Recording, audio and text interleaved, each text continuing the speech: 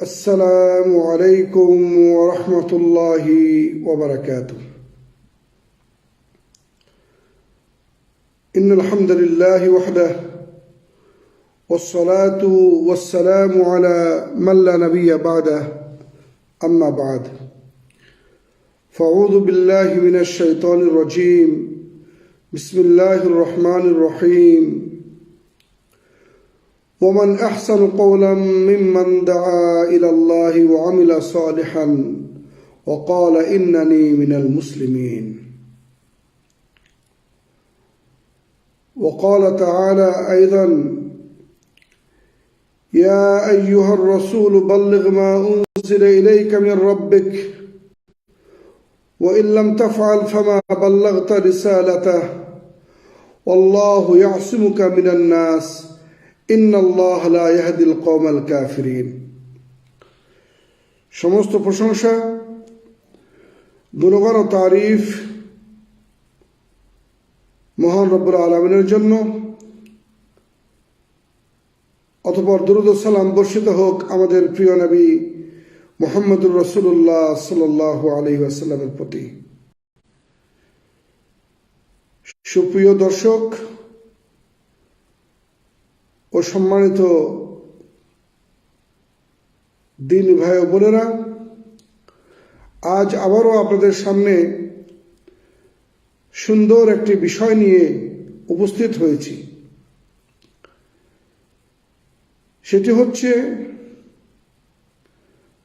দাওয়াত ও তাবলীগ একটি উত্তম আমল। এতে কোনো সন্দেহ নাই যে দাওয়াত ইলাল্লাহ আযজা ওয়া জাল ও তাবলীগ রিসালাতুল্লাহ সুবহানাহু আযজা ওয়া জাল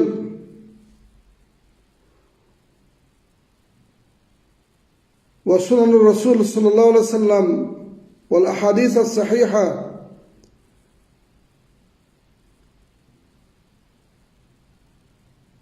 সর্বশ্রেষ্ঠ সর্বোত্তম একটি কাজ, একটি কথা, একটি আমল। আল্লাহ সুবহানাহু আযজা ওয়া জাল তিনি বলেন ওমান আহসানু কওলান মিম্মান দাআ ইলাল্লাহ। এর চাইতে উত্তম কথা আর কি হতে পারে যে ব্যক্তি আল্লাহর দিকে আহ্বান জানায়, সৎ কাজ করে এবং বলে ইন্নানি মিনাল মুসলিমিন, আমি মুসলমান। দাওয়াত ও তাবলীগ ওয়াজিফাতুর রাসূল আলাইহিস সালাতু ওয়াস সালাম। আদম আলাইহিস সালাতু ওয়াস সালাম থেকে শুরু করে আমাদের প্রিয় নবী মুহাম্মদুর রাসূলুল্লাহ সাল্লাল্লাহু আলাইহি ওয়াসাল্লাম পর্যন্ত যত নবী এবং রাসূল এসেছেন প্রত্যেকেরই ওয়াজিফা ছিল, কর্ম ছিল, কর্তব্য ছিল, দায়িত্ব ছিল মানুষদের মাঝে আল্লাহ সুবহানাহু আযজা ওয়া জালের পেগামকে পৌঁছিয়ে দেওয়া, আল্লাহ সুবহানাহু আযজা ওয়া জালের দিকে আহ্বান জানানো, আল্লাহ সুবহানাহু আযজা ওয়া জালের বিধানের দিকে আহ্বান জানানো, ইমানের দিকে, ইসলামের দিকে, ইহসানের দিকে আহ্বান জানানো, তাওহীদের দিকে, যত কল্যাণময় কর্মকাণ্ড রয়েছে তার দিকে, এবং শান্তি, সৌহার্দ্য, মায়া, মমতা ও ভালোবাসার দিকে।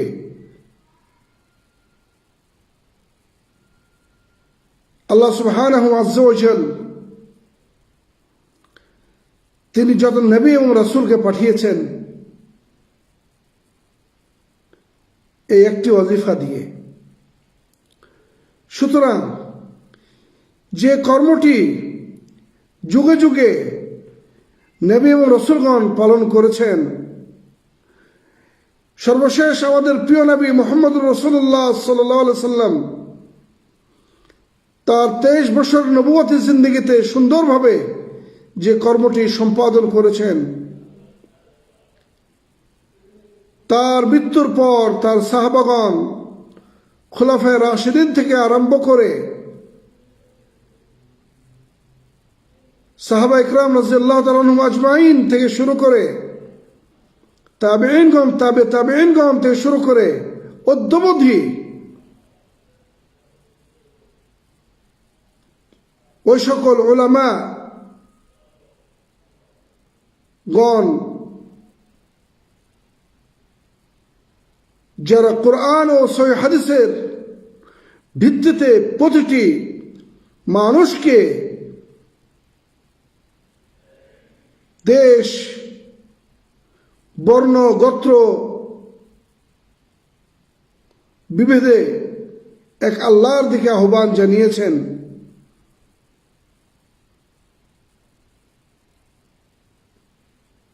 সুতরাং এর চাইতে উত্তম আমল আর উত্তম কথা আর কি হতে পারে। আজকে সেইটাই আপনাদের সামনে তুলে ধরার চেষ্টা করব।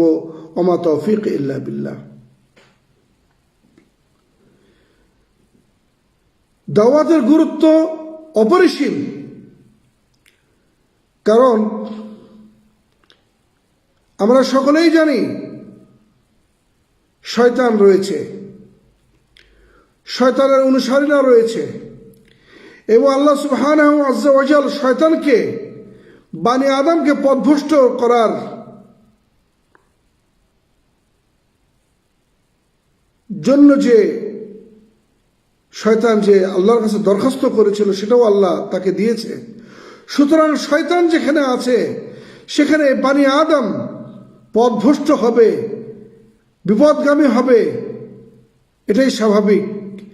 আর যাতে করে শয়তান বানি আদমকে পথভ্রষ্ট করতে না পারে, আল্লাহ সুবহানাহু ওয়া জালের দিক থেকে তাদেরকে ফিরিয়ে না নিতে পারে, তাওহীদ থেকে, হিদায়াত থেকে তাদেরকে যাতে বঞ্চিত করতে না পারে, সেজন্যই এ দাওয়াতের গুরুত্ব, অপরিহার্যতা, এবং এটা অত্যন্ত জরুরি একটি কাজ। আর সেজন্যই এ দাওয়াতকে সর্বোত্তম আমল হিসাবে আখ্যায়িত করা হয়েছে। আল্লাহ সুবহানাহু ওয়া তাআলা পবিত্র মহাগ্রন্থ আল কোরআনুল কারীমে উল্লেখ করেছেন, ওয়ালতাকুম মিনকুম উম্মাতুন ইয়াদউনা ইলাল খায়রি ওয়া ইয়া'মুরুনা বিল মা'রুফ ওয়া ইয়ানহাউনা আনিল মুনকার।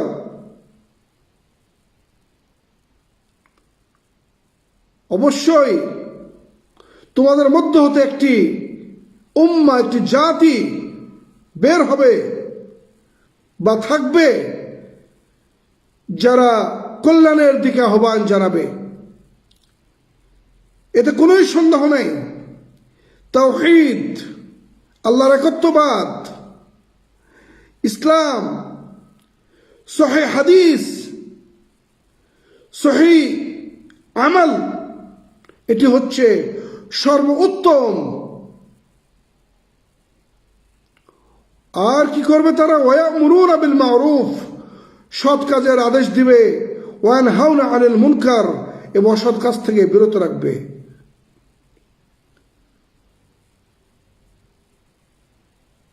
সুতরাং এই দাওয়াতের কাজ সদা সর্বদা ছিল, আছে এবং কিয়ামত পর্যন্ত থাকবে। এবং আল্লাহ রাব্বুল আলামিনের মেহেরবানিতে যেহেতু আর কোনো নবী এবং রাসূল আসবেন না, সুতরাং উম্মতে মুহাম্মাদীর উলামাগণ, শিক্ষিতগণ, আল্লাহ ওয়ালাগণ, তারা আল্লাহর দ্বীনের পথে, ইসলামের পথে, তাওহীদের পথে সঠিক নির্বিচাল আমলের দিকে মানুষকে আহ্বান জানাবে। আর এটি হচ্ছে সফলতা। যারা এই কাজটি করবে তারাই হলো সফল। ওয়া উলাইকা হুমুল মুফলিহুন, আল্লাহ বলেছেন তাদের সম্পর্কে, তারাই হচ্ছে সফল। সুতরাং দাওয়াত ও তাবলীগ অত্যন্ত সুন্দর একটি কাজ, আমল। এই সুন্দর আমল, এই সুন্দর কর্ম, এই কথাটি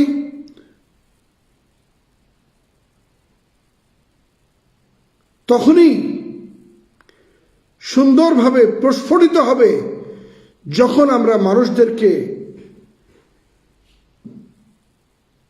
ইলম, বাসীরা, আমল, প্রজ্ঞা, জ্ঞান সহকারে আহ্বান জানাবো। অর্থাৎ আল্লাহ সুবহানাহু ওয়া তাআলার দিকে আহ্বান জানাতে হলে যিনি আহ্বান জানাবেন, যিনি দাঈ ইলাল্লাহ হবেন, তাকে অবশ্যই অবশ্যই দ্বীনের ইলম তার থাকতে হবে, কুরআন ও সহিহ সুন্নাহর জ্ঞান তার থাকতে হবে, কুরআন এবং সহিহ সুন্নাহ, সহিহ হাদিস থেকে মাসআলা ইস্তেমবাদ করার মতো ক্ষমতা তার থাকতে হবে, কুরআন ও হাদিস থেকে সকল সমস্যার সমাধান দেওয়ার মতো তার ভিতরে মালাকা থাকতে হবে, শক্তি থাকতে হবে। কুরআন এবং সহিহ হাদিসকে সঠিকভাবে বুঝে সে অনুযায়ী আমল এবং ফতোয়া দেওয়ার জন্য তাকে আনুষঙ্গিক যে সকল ইলম অর্জন করতে হবে, তার মধ্যে অন্যতম হচ্ছে আরবি সাহিত্যের উপরে তার পূর্ণ দখল থাকতে হবে। ইলমুত তাফসীর, ইলমুল উসুল, ইলমুল হাদিস, আন-নাসিখ ওয়াল মানসুখ, সাবাবে নুজুল, শানে নুজুল, সাবাবে উরুদ, এই সকল বিষয়ের উপরে তার জ্ঞান থাকতে হবে, পাণ্ডিত্য থাকতে হবে, ফিকহ, তাফাক্কুহ ফিদ্দীন থাকতে হবে তার ভিতরে।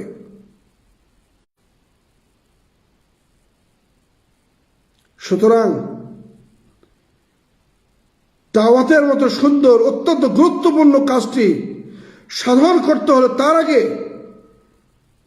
ইলমের অলংকারে অলঙ্কৃত হতে হবে। তা না হলে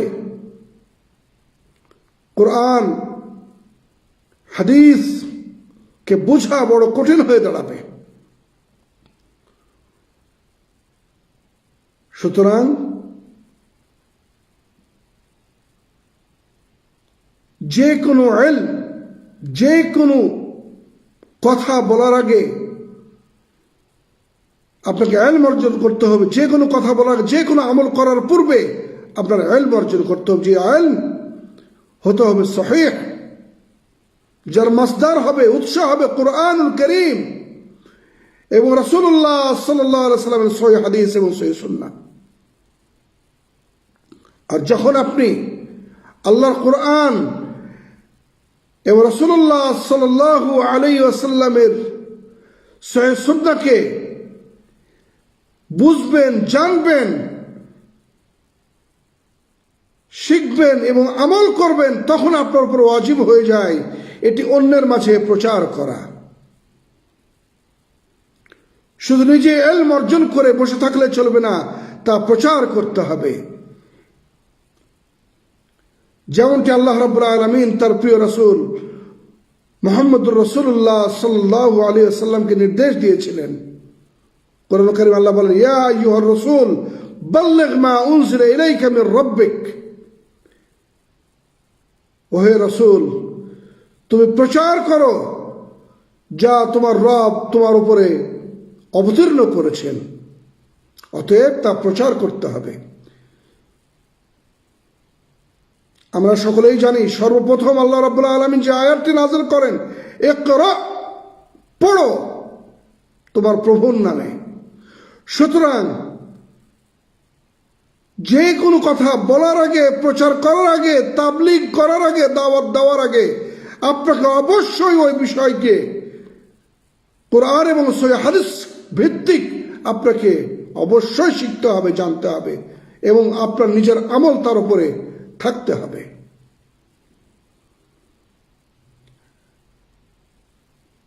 আর যদি আপনি জেনে শুনে আপনি এর প্রচার না করেন, জানার পরে, শোনার পরেও, আমলের পরেও, তাহলে এর চাইতে বড় খেয়ানত আর কোনো কিছুই হবে না। কারণ আল্লাহ রাব্বুল আলামিন তার রাসূলকে বলেছেন, ওয়া ইল্লাম তাফআল ফামা বাল্লাগতা রিসালাতা, তুমি যদি এই কাজটি না করো, তাবলীগের কাজ, তাহলে তুমি আল্লাহর যে রিসালা সেটা তুমি পৌঁছালে না মানুষের মাঝে। তোমার কোনো ভয় থাকা চলবে না। আল্লাহু ইয়াসিমুকা মিনান নাস, আল্লাহ মানুষ এর অনিষ্ট থেকে তোমাকে রক্ষা করেছেন।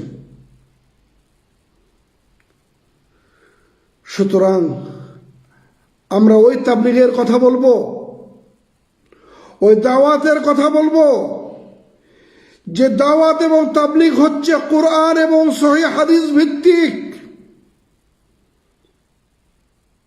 যা প্রতিটি মুসলমানের উপরে ওয়াজিব। আর যদি কেউ জেনে শুনে রেখে তর্ক করে দেয়, তাহলে সে গুনাহগার হয়ে যাবে।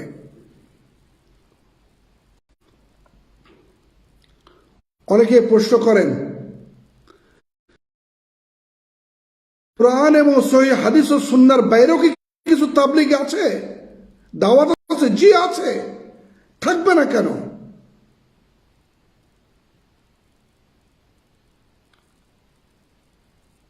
আলাইহি ওয়াসাল্লাম তিনি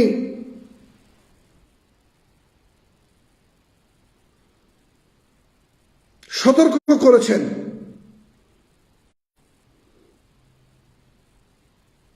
তিনি বলেছেন, লম্বা হাদিস তার একটি অংশে বলেছেন তিনি,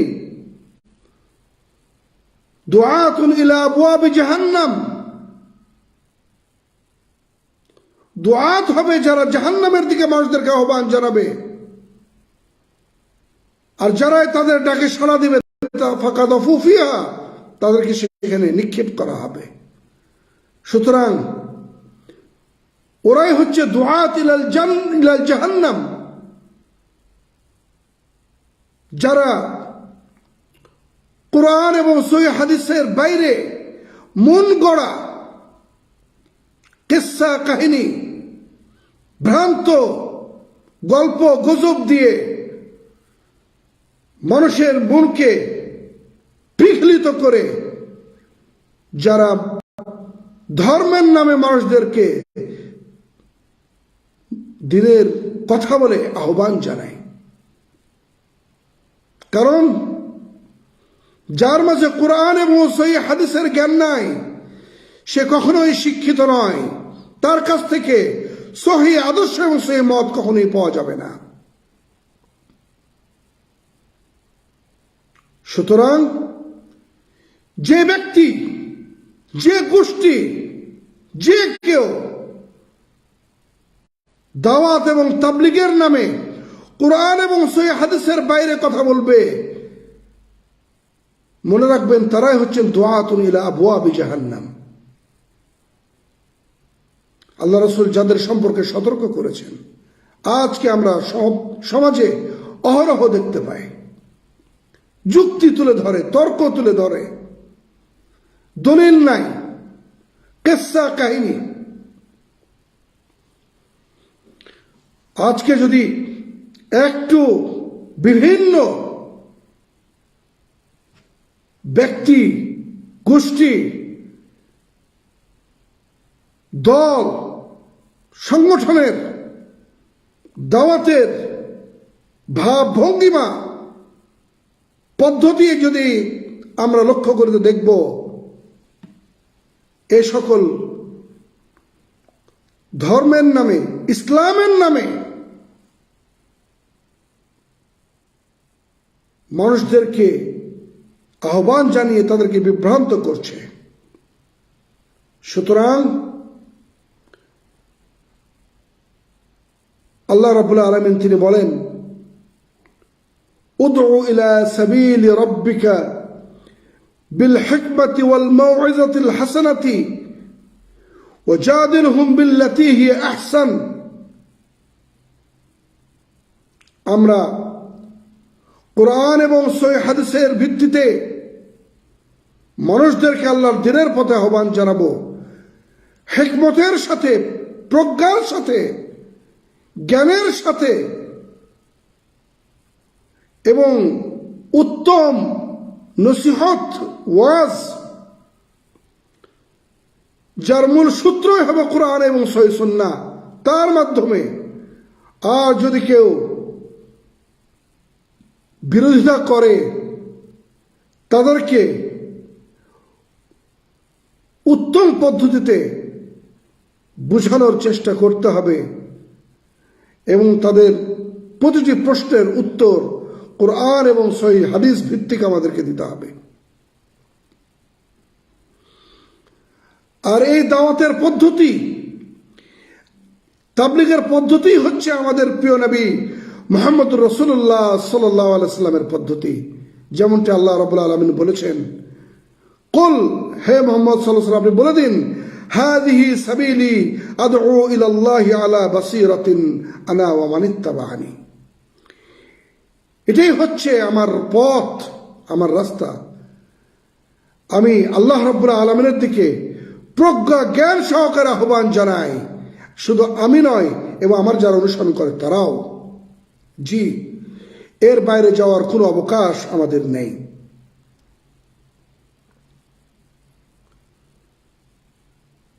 রাসূলুল্লাহ সাল্লাল্লাহু আলাইহি ওয়াসাল্লাম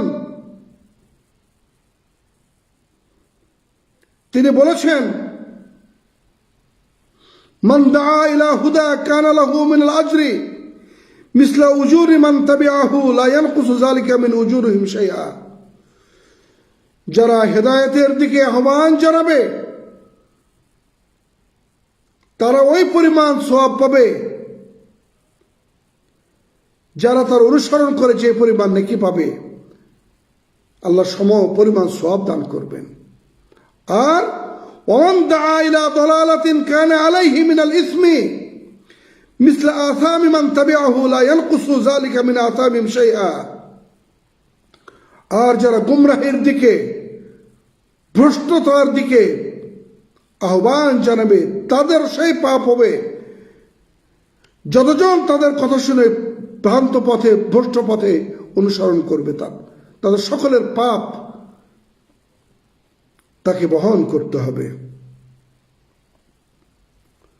সুতরাং এই হাদিস থেকেও বোঝা যায় যে একদল মানুষ আল্লাহর দিকে আহ্বান জানাবে, দাওয়াত ও তাবলীগের কাজে জড়িত থাকবে, যাদের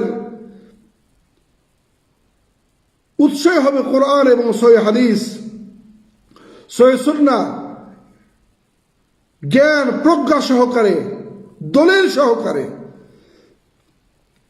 পক্ষান্তরে অন্য দল গুমরাহের দিকে আহ্বান জানাবে, কারণ তাদের মধ্যে কোনো ইলম থাকবে না, তাদের মধ্যে কোনো শিক্ষা থাকবে না, হিকমত থাকবে না, প্রজ্ঞা থাকবে না।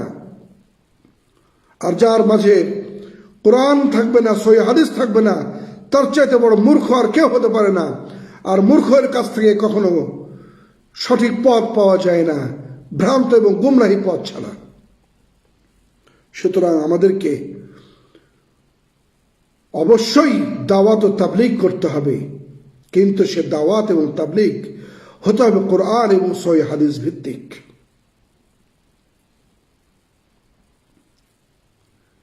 কারণ আল্লাহ সুবহানাহু আজ্জা ওয়া জাল এর বাইরে আমাদেরকে জিজ্ঞেস করবেন না। যেটা জিজ্ঞেস করবেন ইসলাম, আর ইসলামই হচ্ছে কোরআন এবং সহিহ সুন্নাহ। এবং কোরআন এবং সহিহ সুন্নাহর উপর ভিত্তি করে যে সকল কথা, যে সকল মাসআলা, যে সকল ফতোয়া, যে সকল ফিকহ তৈরি হয়েছে, সকলটাই। সুতরাং কিসসা কাহিনী, কল্প কাহিনী, গল্প গুজবের কোন স্থান ইসলামে নাই। মনে রাখবেন, ইসলাম কখনো আবেগ দিয়ে চলে না। ইসলামের প্রতিটি কাজকে, কর্মকে দলিল এর ভিত্তিতে এবং বিবেকের ভিত্তিতে আপনাকে চালাইতে হবে। অনেকেই বলে এই ওনারা তো খারাপ কিছু বলছেন না, ভালোই বলছেন। মনে রাখবেন, ইন্নামাল আমালু বিন্নিয়াত, আল্লাহ রাসূল বলেছেন মানুষের প্রতিটি কাজ নির্ভর করে তার নিয়তের উপরে। আমি একটা প্রশ্ন করি আপনাদেরকে, বলুন তো পৃথিবীর বুকে সবচেয়ে শ্রেষ্ঠ জায়গা কোনটি? এতে কোনো সন্দেহ নাই, বাইতুল্লাহ, মক্কা আল মুকাররমা, যেখানে একটি নামাজ লক্ষাধিক নামাজের সমান। এরপরে সর্বশ্রেষ্ঠ জায়গা হচ্ছে মসজিদুন নববী আর রওজা, মা বাইনা বাইতি ও মিম্বরি রওজাতুন মিন রিয়াজিল জান্নাহ, এবং মসজিদ নববী, যার এক নামাজ 1000 নামাজের সমপরিমাণ। 3 নম্বরে হচ্ছে মসজিদুল আকসা। এখন যদি কেউ এসে বলে অমুক জায়গাটিতে নামাজ আদায় করলে এত কোটি সওয়াব পাওয়া যায়, তাহলে কি আমরা ওই 3টি জায়গার পরিবর্তে অপর চতুর্থ একটি জায়গাকে এই 3টি জায়গার সাথে উত্তম বানায় ফেললাম না? এই যে নিয়তের মধ্যে গড়বড়ি, এটা কিসের ভিত্তিতে বলা হলো? মূর্খতার ভিত্তিতে বলা হলো। কারণ একজন জ্ঞানবান, কোরআন এবং হাদিসের ইলম যার মধ্যে থাকতে পারে, তারা এই সকল কথা কখনো প্রচার করতে পারে না, বলতে পারে না, লিখতে পারে না।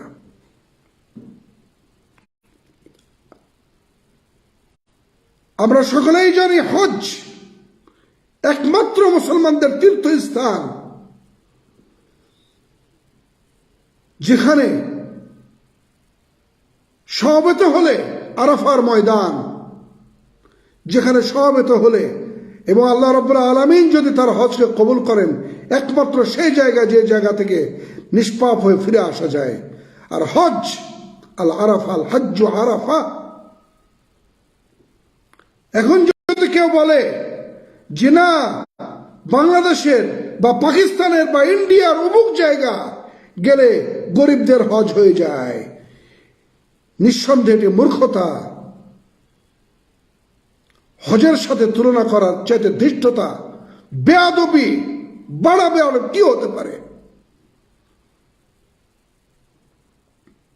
যদি আপনার উৎস খারাপ থাকে, সে খারাপ উৎসে যত কিছুই উৎকৃষ্ট কিছুই আপনি সেখানে যদি আপনি দেন না কেন, ওই নিকৃষ্ট জিনিসের কারণে সবকিছুই খারাপ হয়ে যায়, মন্দ হয়ে যায়। সুতরাং আমাদের আকীদা, আমাদের বিশ্বাস, আমাদের কথা এবং আমাদের আমলকে পরিশুদ্ধ করতে হবে। আদ-দাওয়াতু ওয়াত-তাবলীগ ওয়াজিবুন আলা কুল্লি মুসলিম, কিন্তু সেটি হতে হবে কোরআন এবং সহিহ হাদিস ভিত্তিক, এর বাইরে হলে চলবে না। আফসোস, আমরা আমাদের সংখ্যা বাড়ানোর জন্য,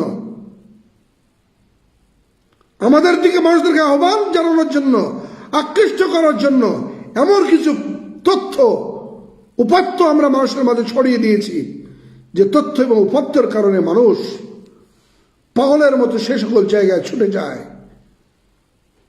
অতএব সময় এসেছে এ সকল জিনিসকে পরিত্যাগ এবং পরিহার করার। যদি আমরা সেই দাওয়াত এবং তাবলীগের যে ফজিলত, সেটা যদি পেতে চাই, তা না হলে মনে রাখবেন, গোটা পৃথিবীর মানুষ যদি সবাই আল্লাহ হয়ে যায়, আল্লাহ সুবহানাহু ওয়া তাআলার রাজত্বের এতটুকু বৃদ্ধি পাবে না। আর যদি গোটা পৃথিবীর মানুষ আল্লাহর নাফরমান হয়ে যায়, আল্লাহর রাজত্বের এতটুকু কমবে না। মান আমিলা সালিহান ফালিনাফসিহি ওয়া মান আসাআ ফাআলাইহা। ভালো কাজ যদি আপনি করেন, এর বিনিময়ে আপনি পাবেন, আর মন্দ কাজ যদি করেন, এর কুফল আপনাকে ভোগ করতে। অতএব ওহে যারা আল্লাহর দিকে আহ্বানকারী, আমরা একটু সতর্ক হওয়ার চেষ্টা করব। যারা ধর্মের কথা বলে মানুষদেরকে আকৃষ্ট করে, আমরা সতর্ক হওয়ার চেষ্টা করবো এবং আল্লাহকে ভয় করব। মনে রাখবেন, আপনার হয়তো দুনিয়াবি স্বার্থ হাসিল হবে, কিন্তু পরিণাম অত্যন্ত ভয়াবহ। যদি আপনি আপনার দাওয়াতকে, আপনার লক্ষ্য উদ্দেশ্যকে, আপনার মানহাজকে, আপনার তরিকাকে, আপনার আদর্শকে, আপনার নীতিমালাকে কোরআন এবং সহিহ হাদিস ভিত্তিক যদি আপনি না করেন, তাহলে আদম আলাইহিস সালাতু ওয়াস সালাম থেকে আরম্ভ করে অদ্যাবধি বিলিয়ন বিলিয়ন মানুষ এই পৃথিবীর বুকে এসেছে, চলেও গেছে, হাজার হাজার আদর্শ এসেছে, চলে গেছে, কিন্তু মনে রাখবেন ইসলাম আছে, থাকবে কিয়ামত পর্যন্ত। আর হকের উপরে, সত্যের উপরে একটি দল অবিচল থাকবে, তাদেরকে অপমান অপদস্থ করে নিশ্চিহ্ন করা যাবে না। আল্লাহর সাহায্যপ্রাপ্ত দল তারা থাকবে। সুতরাং আপনি আমি যতই আহ্বান জানাই, মানদণ্ড হতে হবে কোরআন এবং সহিহ হাদিস। যে ব্যক্তি কোরআন এবং সহিহ হাদিসের মানদণ্ডে ইলম, হিকমা, প্রজ্ঞা, মওয়াইজাতে হাসানা, বাসিরা সহকারে মানুষদেরকে আল্লাহর দ্বীনের পথে আহ্বান জানাবে, সেটি আল্লাহ রাব্বুল আলামিনের দরবারে কবুল হবে। এর বাইরে কোনো কিছু কবুলের আশা করা যায় না।